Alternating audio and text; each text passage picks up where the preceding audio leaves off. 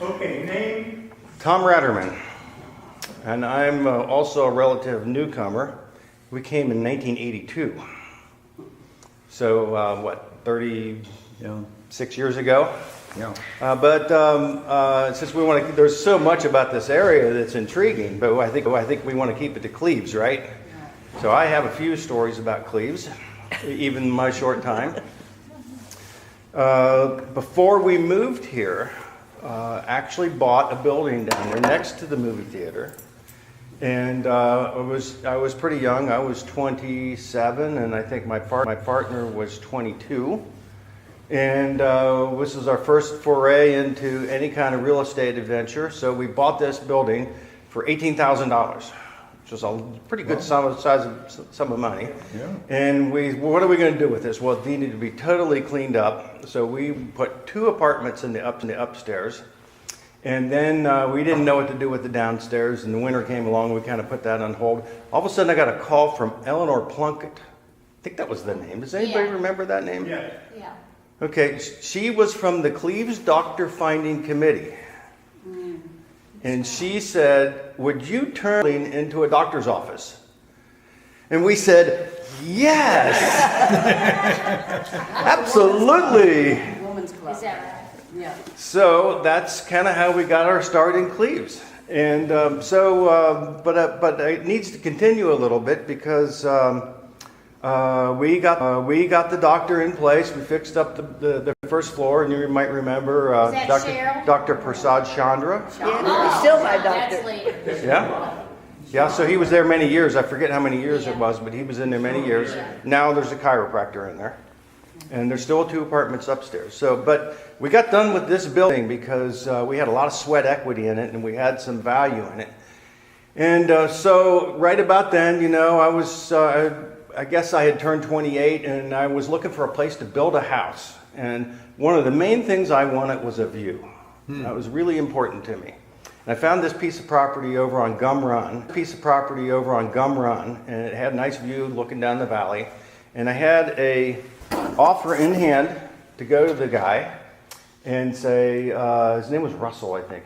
Russell something, whatever. I'm like, ready to buy this 5 acres he had. And didn't have time to do it. And about that same day, a friend of mine came into my office. It was Carolina Cabinets at the time. And he said, there's a piece of property that went to auction that you won't believe this property. It's really awesome. And I'm like, yeah, okay. So we went out. We drove out that evening to look at the property. Okay, and then, this is the John Bonham property. Okay.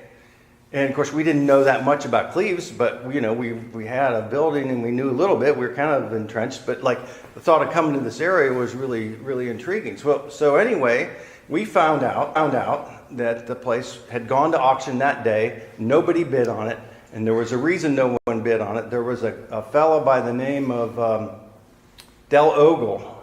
I don't know if anybody ran into that name. He was causing trouble around the area but he got in trouble too because the times were bad and up to around 18 or 20%. And so I'm probably making this story too long, but in any case, there was an auction, and they had to redo it, and we went to the auction, and we ended up being successful bidders, and we were bidding against a guy, Dave Bonham, who was the grandson of John Bonham. Yeah.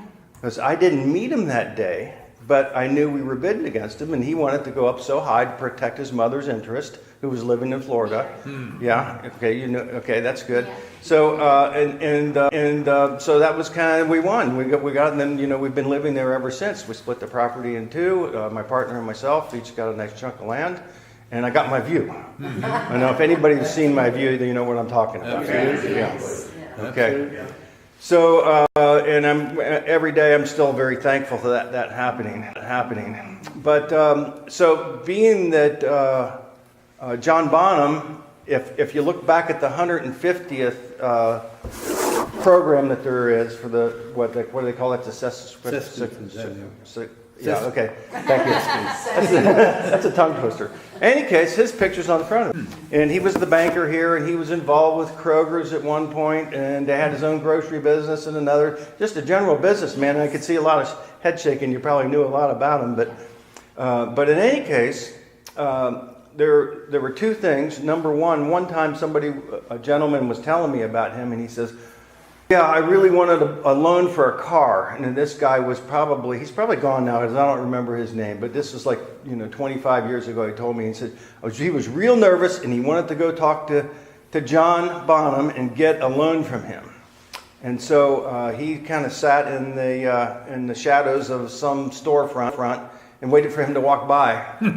And I guess he was kind of a matter-of-fact gentleman, but he got him, and he says, okay, tell me your story, young man. How do you propose to pay this back? And just a general, okay, I'm going to do it. You come to my office and you get to have your loan. Just kind of that's it. Just kind of the old time handshake way of doing things. Right. That's the way he did. Yeah, and I always thought after hearing that story, it would be wonderful to have met that man.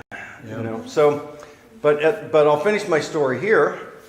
About 6-7 years ago, I got a call from Dave Bonham, and he said, classmate of yours, actually Bev Meyer, I think a lot of you know Bev, had said that I would like to talk to him, and which was absolutely true.